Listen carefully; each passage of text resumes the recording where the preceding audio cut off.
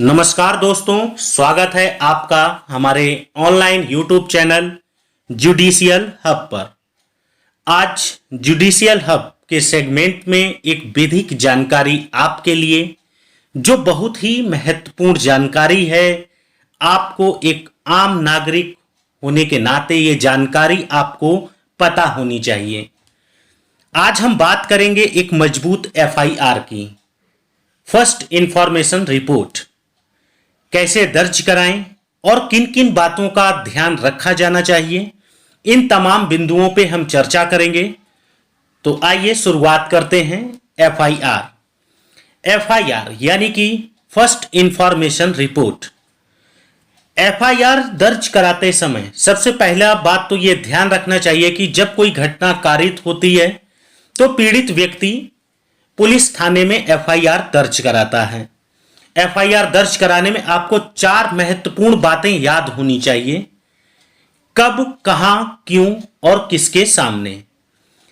इन 4 बातों का उल्लेख उस एफआईआर में जब हम दर्ज कराते हैं तो हमारा एक मजबूत एफआईआर बनता है और उस एफआईआर में किसी भी प्रकार की कोई कमजोरी नहीं रह जाती है, जिससे कि आगामी विवेचना और आगामी जो भी विधिक कार्य किए जाते हैं उसमें काफी हमको सहूलतें मिलती हैं। तो अब हम शुरू करने जा रहे हैं कि एफआईआर में कब, कहां, क्यों और किसके सामने का मतलब क्या है और किस प्रकार से लिखेंगे। सो जल्दी से वीडियो को शेयर कर दें, नए हैं तो वीडियो को लाइक करें और हमारे चैनल को सब्सक्राइब करें। जुडिशियल हब में आप सभी का स्वागत है। आइए सबसे पहला पॉइंट देखते हैं। कब। कोई भी घटना जब कारित होती है तो उस घटना के कारित होने के कुछ समय होता है, कोई दिन होता है। तो सबसे पहला पॉइंट हमारे सामने यह निकल के आया कि कोई भी घटना कारित होगी और जब हम एफआईआर लिखवाएंगे तो वहां पर समय और दिन एक महत्वपूर्ण भूमिका निभाता है। अगर बात की जाए समय और दिन की, तो जब आप एफआईआर लिखवाते हैं और अगर आपने सही समय और सही दिन अंकित नहीं करवाया, दर्ज नहीं करवाया, तो हो सकता है वो एफआईआर आपकी मजबूत ना हो और विपक्ष पार्टी उस दिन या उस समय का दुरुपयोग करके अपने आप को बचा सकता है और एक कमजोर एफआईआर दर्ज हो जाती है। तो आपको याद रखना है, सही समय और सटीक दिन का उल्लेख होना चाहिए जब अपराध कारित हुआ है। आइए देखते हैं दूसरा सेगमेंट, कहां। अगर बात की जाए कि जब कोई अपराध कारित होता है तो वह किसी न किसी स्थान पर होता है। तो यहां पर दूसरा पॉइंट हमको याद रखना है कि जब हम एफआईआर दर्ज कराते हैं, फर्स्ट इंफॉर्मेशन रिपोर्ट, तो जिस जगह अपराध कारित हुआ है उस जगह का भी उल्लेख होना चाहिए, जिससे एक मजबूत एफआईआर दर्ज होती है। जैसा कि आपको मैं एक चीज और बताऊं इस विधिक जानकारी में कि जब कहीं भी अपराध कारित होता है तो वह प्लेस अपने आप में एक बहुत बड़े गवाह, एक बहुत बड़े एविडेंस के रूप में सामने आती है, जिससे कि विवेचना करने में आसानी होती है। जब इन्वेस्टिगेशन ऑफिसर उस जगह की विवेचना करता है तो वह जगह भी अपने आप में जो अपराध हुआ है उसके बारे में बयां करती है। तो दूसरा पॉइंट हमने देखा कि हमें उस सटीक जगह का भी उल्लेख किया जाना चाहिए जहां पे अपराध कारित हुआ है। आइए देखते हैं नेक्स्ट सेगमेंट, क्यों। क्यों जो आपका कारण है, यह मेन वजह है अपराध होने का, यानी कि जिस वजह से अपराध हुआ है, क्या वह पुरानी रंजिश है या अपराध तुरंत हुआ है। इन चीजों का भी हमको एफआईआर में दर्ज कराया जाना बहुत ही आवश्यक हो जाता है, क्योंकि बहुत से अपराध होते हैं जो तुरंत कारित होते हैं और बहुत से अपराध ऐसे होते हैं जो पुरानी रंजिश को लेकर आपको कहीं ना कहीं रोक के या घेर के आपके साथ अपराध कारित किया जाता है।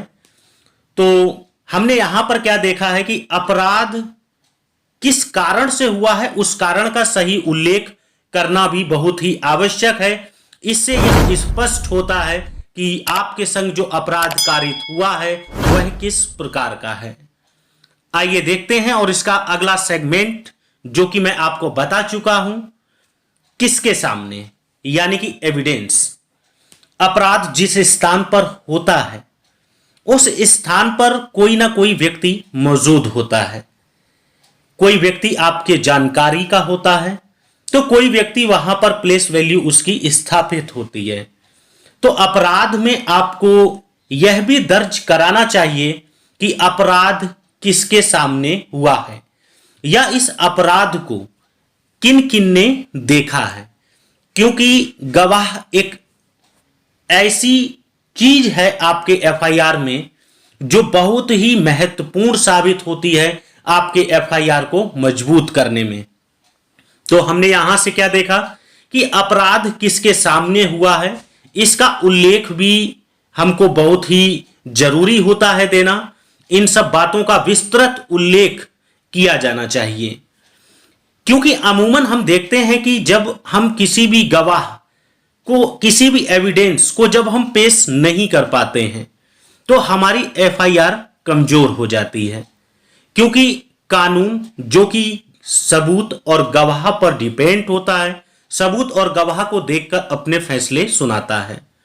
तो आइए आगे देखते हैं इस सेगमेंट में और क्या किया जाना चाहिए। एक मजबूत एफआईआर के अंतर्गत यह ध्यान देना चाहिए कि संबंधित हथियार का भी सही उल्लेख होना चाहिए, नाम, पिता का नाम, पता, इनका भी सही उल्लेख होना चाहिए। जैसा कि हम देखते हैं जब अपराध कारित होता है तो कौन सी हथियार का इस्तेमाल किया गया है, हाथ, लाठी है, डंडा है या औजार है या अस्त्र है या शस्त्र है।